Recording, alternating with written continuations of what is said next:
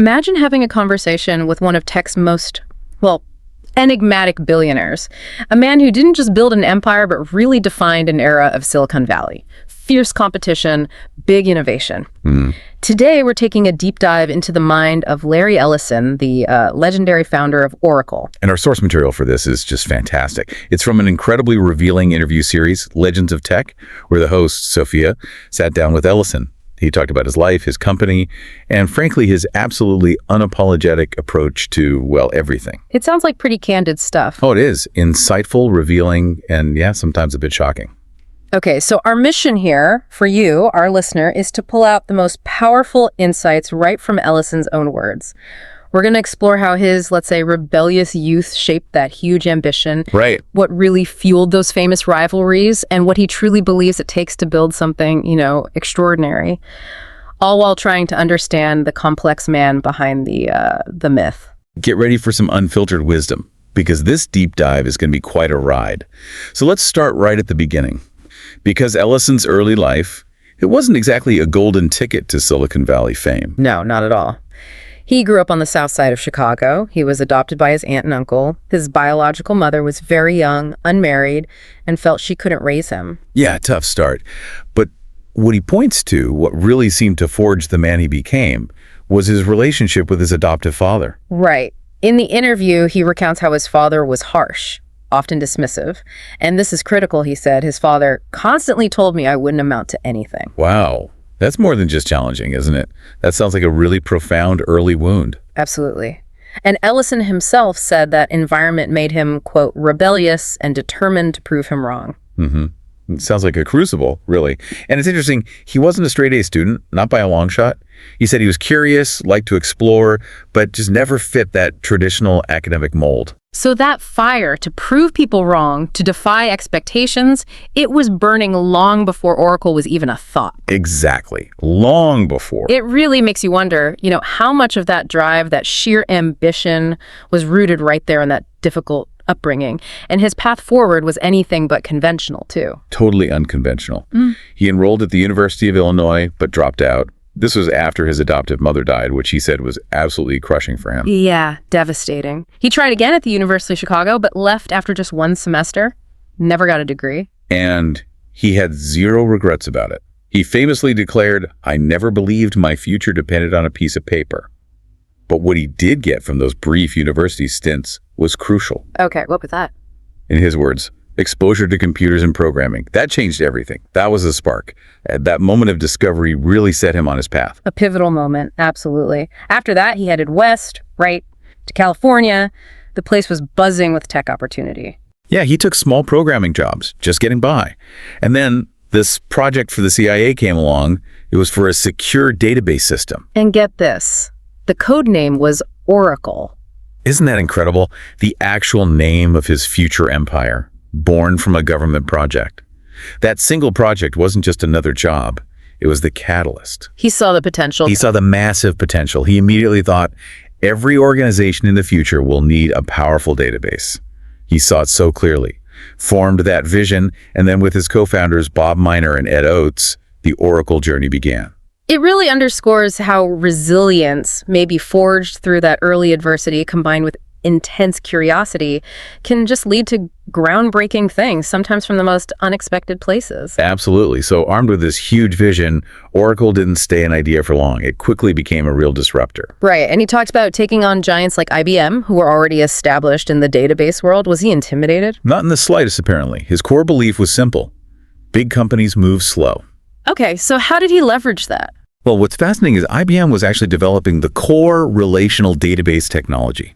It was revolutionary stuff, much more flexible than the old systems. But they were, slow to bring it to market. And Ellison saw that gap. He saw it, and he sprinted into it. Oracle jumped in, rapidly developing and shipping their own relational database technology. Even, as he admitted, if they weren't perfect. Perfection wasn't the goal. No, speed was everything. That was his mantra. He essentially aimed to outpace the giants by being faster, more agile, and let's be honest, way more aggressive. But that kind of aggressive sprint, that pace, it can't last forever, can it? No, and it didn't. They hit a wall. In 1990, Oracle faced a major crisis. Ellison admitted their sales teams got way too aggressive. They were booking future revenue as current sales, basically, overestimating revenues badly. And Wall Street noticed. Oh, yeah. Wall Street turned fast. They were convinced Oracle was doomed. He called it, himself, a near-death experience for the company. Wow. A catastrophic failure that nearly ended it all. But he says that failure was one of his greatest teachers. How do you see that idea, failing fast, playing out? Is it still relevant? I think his words here are really key. He said that failure was one of my greatest teachers. Absolutely. Failure humbles you. Success can make you careless. Surviving failure makes you smarter and sharper. So it wasn't just about the speed of failing, it was about the learning. Exactly. It was about the resilience to learn and adapt even faster after stumbling. They had to do a painful restructuring, bring in new executives, clean up their entire accounting process. It was tough. But it made them sharper. That's what he claims. That crisis forced them to mature, to become more disciplined. It's a powerful lesson, isn't it? The high-stakes game of moving fast, but also the critical need to learn from those huge mistakes for long-term survival. Yeah, it really highlights that the value in failing fast isn't just breaking things quickly. It's having the grit, the capacity to recover, learn the lesson, and then surge forward again, maybe even stronger. Precisely. And you see that resilience arguably honed in his youth, helping him navigate Oracle's near collapse. It's a pattern. Okay, so moving beyond the server rooms and the boardrooms, there's this other image of Larry Ellison that always grabs headlines. Right, the sort of playboy billionaire persona. Yes, the yachts, the jets, the mansions. Sophia, the interviewer, definitely pressed him on that. And what did he say? Did he lean into it? He kind of laughed it off initially, saying it's true. Right. But then he quickly clarified it wasn't just about showing off wealth. He genuinely loves sailing, so he bought racing yachts. He loves flying, became a pilot, bought jets. So it's passion-driven. That's his frame. Yeah. For him, it's about passion and freedom. Money gave me the freedom to explore those passions. So it reframes these huge purchases, not just as indulgence, but as tools to pursue deeply held interests. And his obsession with sailing, specifically the America's Cup, is legendary. Oh, completely. He called it the ultimate challenge. And he made this great comparison, just like business, but with wind and water. Yeah. He personally funded a lot of those campaigns. With Oracle branding involved too, right? Yeah, Oracle was heavily involved in the branding and tech. It's this amazing blend of personal obsession and corporate strategy, an extension of his competitive nature onto the water. It really shows how personal passions, when you have immense resources, can lead to these grand, almost audacious visions, like his purchase of Lanai, the Hawaiian island. Right. Another striking example. He explained it wasn't just about owning a piece of paradise for luxury. His vision was about experimenting with sustainability. Sustainability, how so? Things like renewable energy, large-scale organic farming, ecotourism. He sees the island as a kind of contained system, perfect for innovation, a real-world laboratory for ideas far beyond software. So again, it's not just luxury, it's this grand entrepreneurial experiment on a massive scale. It makes you think, doesn't it, how those lines blur between what looks like personal indulgence and potentially groundbreaking innovation. Exactly. It's that same relentless drive that built a software empire, now trying to conquer totally different challenges on an equally grand stage. Speaking of challenges and drive, you absolutely cannot talk about Larry Ellison without diving into the rivalries. They were legendary. Oh, yeah. The interviewer really pushed him on this. Bill Gates, Marc Benioff, Jeff Bezos. Were these just business competitors, or was it personal? And Ellison's response? Unfiltered, as usual. Quote, "For me, business is personal. If someone is trying to beat you, it becomes a battle." And he flat out stated, competition is oxygen in Silicon Valley. Wow. So very personal then. Seems like it. That's a core insight into his leadership style right there. He admired Bill Gates' strategic mind, but he made zero secret of wanting to absolutely crush Microsoft in the enterprise space. And Marc Benioff, he was a protege, wasn't he? He was. Worked closely with Ellison at Oracle, then left to found Salesforce. Ellison admitted it stung when Benioff positioned Salesforce directly against us, but he also conceded, grudgingly perhaps, that competition sharpens you. Interesting. What about Jeff Bezos and Amazon? Bezos. Initially, Ellison completely underestimated Amazon Web Services. He famously dismissed their early cloud offering as vaporware. Just a classic Silicon Valley put down. He thought companies running their core stuff on someone else's servers was just a fad. Pretty much. He couldn't see it taking off. But later, he had to admit very candidly, they executed brilliantly. AWS built this scalable, reliable platform that fundamentally changed everything. It forced Oracle to adapt, big time. Hugely. It was a major lesson, he admitted, in not dismissing competitors too quickly, even if their approach seems, well, crazy at first. That's a significant admission from someone like Ellison. And he doesn't shy away from his reputation for being, shall we say, controversial, firing executives, clashing publicly with analysts. Not at all. He addressed it head on. Oracle was never a democracy. It was a battlefield. And then this zinger. In business, softness kills. Ooh, strong words. Very strong. It speaks directly to that intensity, the high stakes. And when the interviewer brought up the fact that he was often called arrogant, his response was pure Ellison. Let me guess, he owned it. Completely. He said, arrogance is what losers call confidence. If you're winning, they say you're arrogant. If you're losing, they say you're humble. I'd rather win. You have to admit that's memorable. He really leaned into that whole persona, didn't he? He absolutely did. You can almost hear the mic drop after a line like that. It forces you, the listener, to consider, do some industries just demand that level of unapologetic self-belief? Yeah.